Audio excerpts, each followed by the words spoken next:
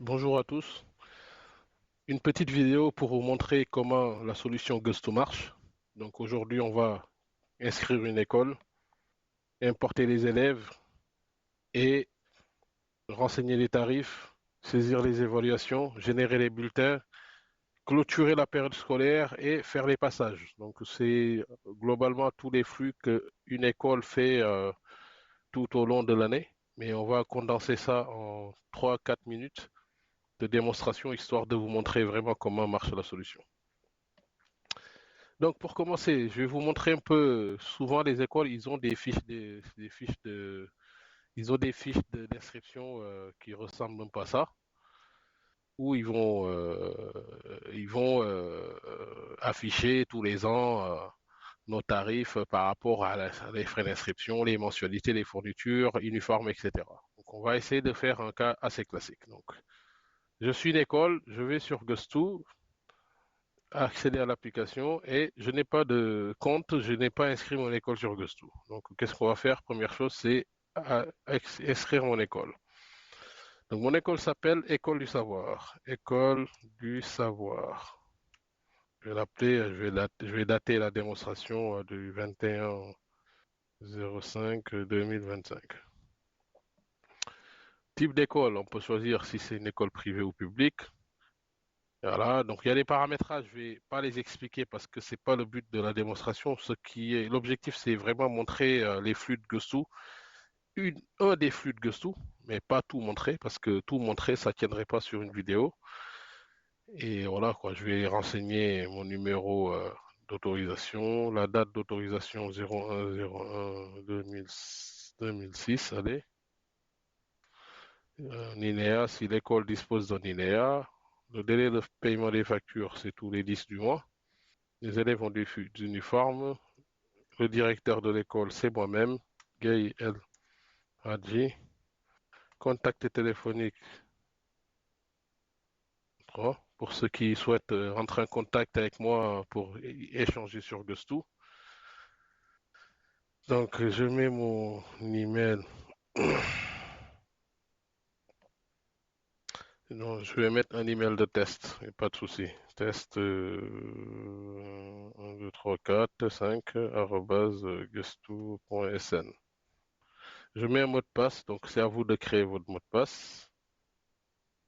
2, 3, 4, 5. Je suis une école élémentaire et j'ai un cycle moyen. Je valide l'inscription. OK? Donc jusque-là, on est bien. Là, on est sur notre espace Gusto. Je vais me déconnecter de l'école. Je vais me connecter avec un compte admin parce que j'ai des fonctionnalités d'auto-saisie qui me permettent d'aller vite, donc dont j'ai besoin en tant qu'administrateur. Donc là, mon école du savoir, je vais sélectionner mon école. OK? Donc, commencer par créer une période scolaire. Donc, je me suis inscrit, donc je crée ma période scolaire. Donc, ma période scolaire, c'est du 3 octobre 2024 au 30 juin 2025. Clac. Donc là, j'ai une période scolaire. Donc, je peux avoir plusieurs périodes scolaires et au fil des années, je peux switcher d'une période scolaire à une autre pour regarder un peu les données historiques. Voilà, donc que tout ça peut historiser voilà, sans limite de temps. Une fois que j'ai fait ça, donc je vais venir dans facturation. Je définis mes tarifs, donc c'était défini, tel que c'était défini, tel que j'ai voulu le définir. Donc, si je reviens sur mon tableau d'avant, donc on va travailler sur la classe de sixième, voilà, inscription c'est 15 000, la mensualité c'est 20 000, fourniture 15 000, uniforme 10 000. Donc là, je cherche ma classe de sixième. Voilà. Donc, inscription, ajouter un tarif. Donc, on a dit que c'était 15 000. La mensualité, c'est 20 000. Donc, je saisis ma mensualité. Je mets un tarif, hein, et je mets les fournitures, c'est 10 000.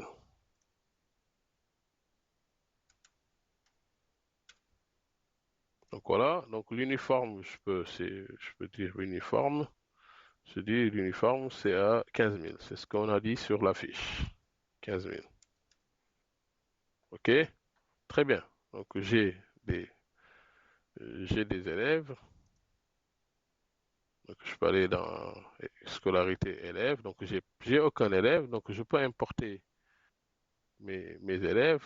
Donc là, est-ce que j'ai des élèves sur, je vais aller mettre une liste d'élèves.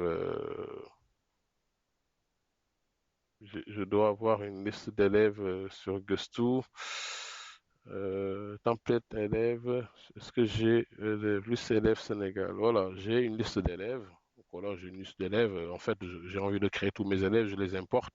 Importer, clac, et l'application me crée tous mes élèves. OK?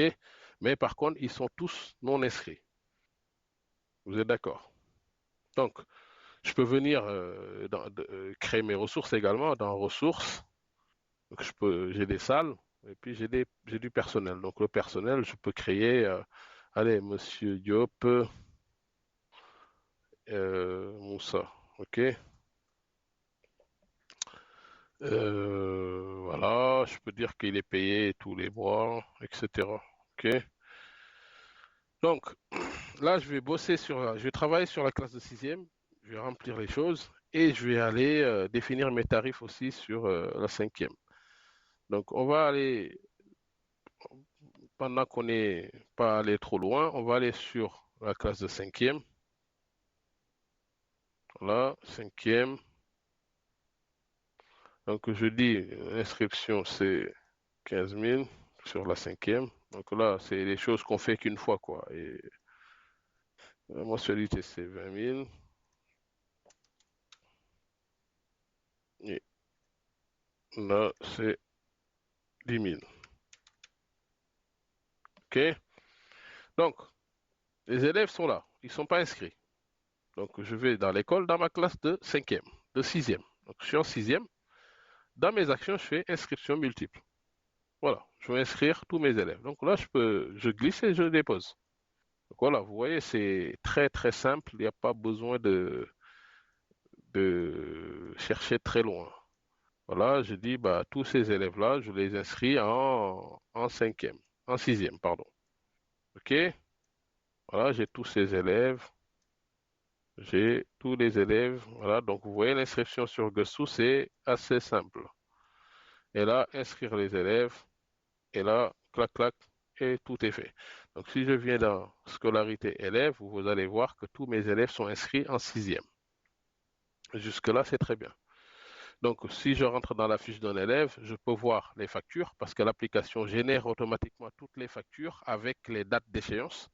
Vous voyez là, par exemple, là, c'est le mois de juin, le mois de mai, etc. Et puis, je peux imprimer la facture. Là, non, ça, c'est pas la facture, ça, c'est le certificat de scolarité de l'élève. Et si je veux imprimer la facture de l'élève, je peux sélectionner là et faire imprimer, quoi. Voilà, ça me donne la facture avec le père et le reste à payer, etc. Et s'il y avait des règlements, il nous mettrait le reste à payer ici. Donc, si le parent veut faire des règlements, c'est très simple. On arrive sur l'élève, on saisit le règlement. Ajouter un règlement, il a réglé 2000 francs et il a réglé par espèce. Voilà, si on veut, espèce créée. Voilà. Et là, la facture est réglée. OK? Donc, on peut venir dans la classe. En fait, il y a des choses qu'on peut voir. C'est que sur la classe de sixième, je peux imprimer une feuille d'appel, imprimer la liste des élèves. Donc, je peux imprimer la liste des élèves avec les noms, civilité et la date de naissance. Ça, c'est la liste des élèves que vous pouvez afficher à la rentrée devant l'école. Donc, je peux venir imprimer aussi les élèves, les impayés. Donc, les élèves qui ont les choses à payer. Donc, vous voyez, ça donne impayé du mois d'avril. Donc là, les élèves, ils n'ont pas payé tout ça, quoi. Donc, après, on pourrait mettre le numéro de téléphone du parent payeur et ça permet de contacter le parent pour comprendre pourquoi la scolarité n'a pas été payée. Donc ça, c'est des fonctionnalités, je ne vais pas tout montrer. Et là, maintenant, je vais aller dans scolarité, programme. Donc, je vais dire, bah, pour ma classe de sixième, je peux définir mon programme. Mon programme, c'est, attendez, c'est, j'ajoute une matière, donc je fais mathématiques. Donc, j'ai mathématiques, coefficient, allez, 3, si je veux. Donc, j'ai mathématiques, j'ai français, donc je mets français, coefficient 2. Voilà, vous faites, vous êtes vraiment totalement autonome sur l'application. Vous faites comme vous voulez. Et l'application est là pour vous aider. Donc français, histoire, donc je crée ma matière histoire. Voilà, je crée géographie, et parfois, et puis il y a les matières qui existent, et si la matière n'existe pas, on le crée. Vous voyez? Géographie, voilà. Voilà, et puis je veux faire la langue Wolof, mais j'ai pas cette langue par défaut, donc je peux dire, je dis, bah, je tape Wolof, je ne le trouve pas, je fais ajouter matière, libellé c'est Wolof, code c'est Wolf, comme Wolof, voilà. Et puis je peux mettre catégorie, c'est littérature, et puis je crée une nouvelle matière Wolof et je dis c'est voilà et je l'ajoute, ok?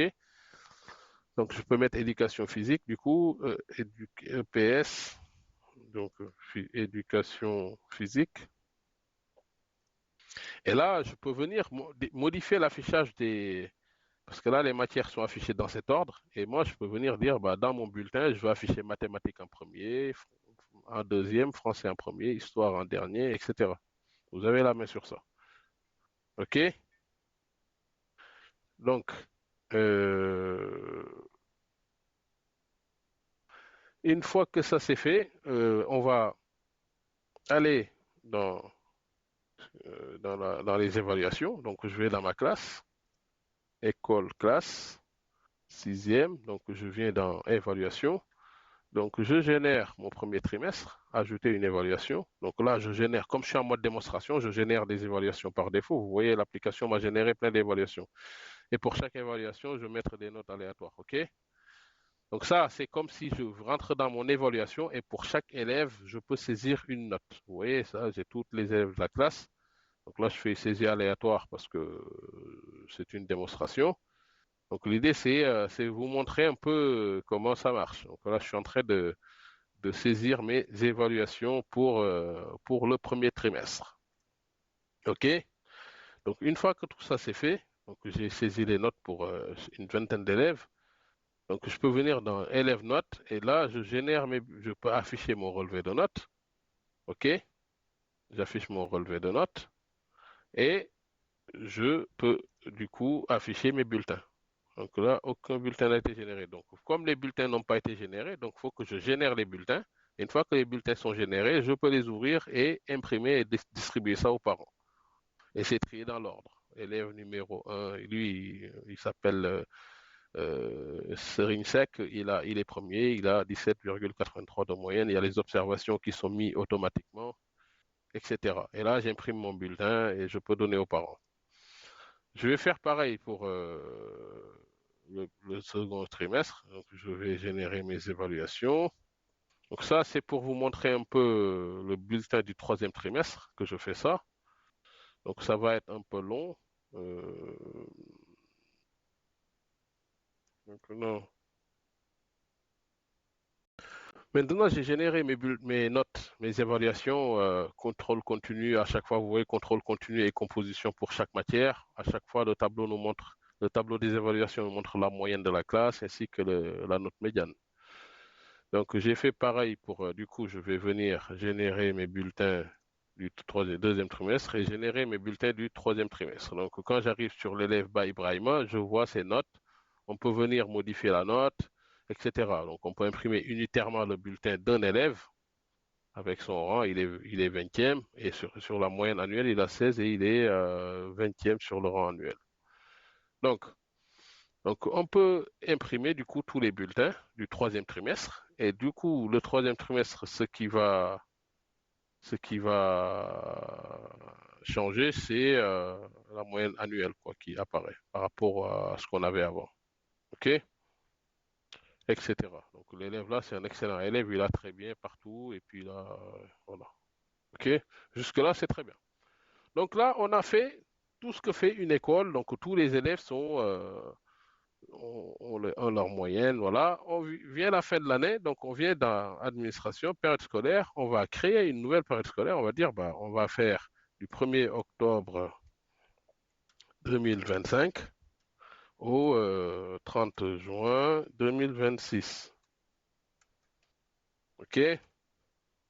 J'ai créé une nouvelle période scolaire. Donc, cette période scolaire, je vais la fermer. Ça, c'est une action assez critique, mais je vais la fermer. L'application me demande une confirmation en tapant un code aléatoire qui génère pour s'assurer que je ne suis pas en train de m'endormir et de faire une action non maîtrisée. Je valide. Donc, la période scolaire est fermée. Donc, si la période scolaire est fermée, donc si vous voyez, donc en fait, imaginons la période scolaire est fermée, je vais sur par exemple un élève. Parce que, bah, du coup, dans ma classe, je vais dans la classe de sixième. Je vais venir sur le trimestre 1, je prends l'évaluation et si je fais ça et que je modifie, normalement, l'application refuse parce que la période scolaire est fermée. Donc, l'action est bloquée. Donc, je ne peux plus faire d'action. Je ne peux pas supprimer de notes, je ne peux pas modifier. Donc, avant de clôturer une période scolaire, assurez-vous d'avoir tout fini. OK, je ferme un peu les onglets parce qu'avec les impressions. Donc, une fois que ça c'est fait, donc depuis le menu en haut, je peux choisir ma nouvelle période scolaire. OK?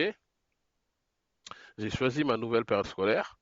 Donc là, quand je vais dans scolarité, donc je réinscris. Supposons c'est la rentrée, j'ai choisi une nouvelle période scolaire, je dis je veux réinscrire. Donc là, j'ai qu'une classe qui a des moyennes, etc. Donc il me dit, bah, cette classe de sixième sur l'année dernière, je clique, il me dit, bah, voici la liste des élèves avec leurs moyennes. OK? Donc là, j'ai des élèves qui ont d'excellentes notes.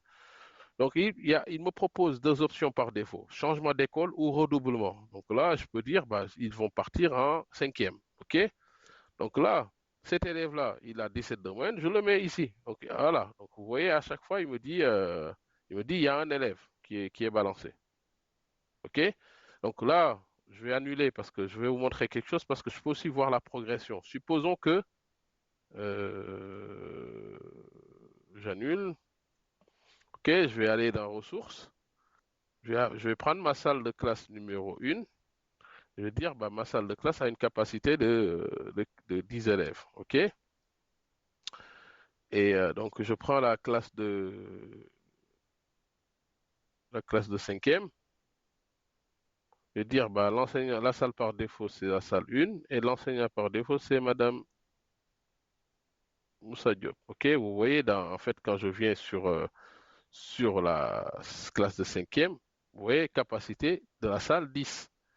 Donc, quand je vais aller pour inscrire les élèves, inscription des élèves, donc vous voyez là, quand je mets la classe de cinquième, vous allez voir qu'à chaque fois que je mets un élève dans la classe, il me donne une progression et je sais où j'en suis.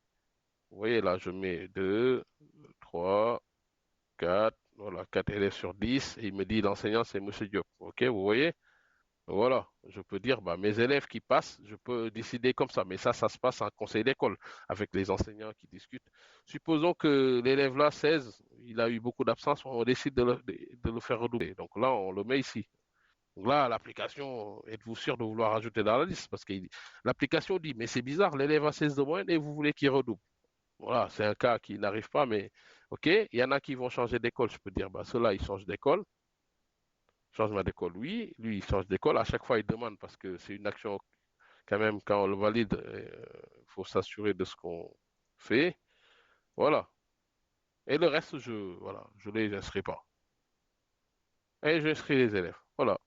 Donc là, quand je viens ici sur ma classe donc là, sur ma classe de cinquième, vous allez voir que en cinquième, nombre d'élèves, 9 sur 10.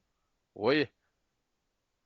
Donc voilà, c'est vraiment ça, Gustou. C'est assez simple, assez intuitif, très, très performant.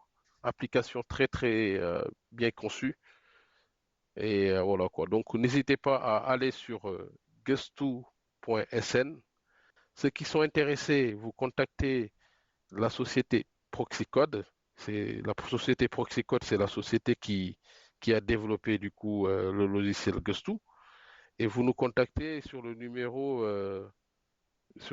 suivant. Attendez, je vais vous l'afficher. Ou bien je vais même Je vais même vous dire le numéro, c'est 78 plus 221 78 992 45 19. Donc 221, c'est l'indicatif, 78 992 45 19. Vous allez tomber sur notre représentant qui s'occupe du suivi école. Et voilà, ou bien vous nous envoyez un email à contact@proxycode.com. Voilà, il y a plein, ou vous allez sur notre site internet proxycode.com, vous allez trouver toutes les informations nécessaires. Je vous souhaite une bonne journée et j'espère que cette démonstration vous a plu.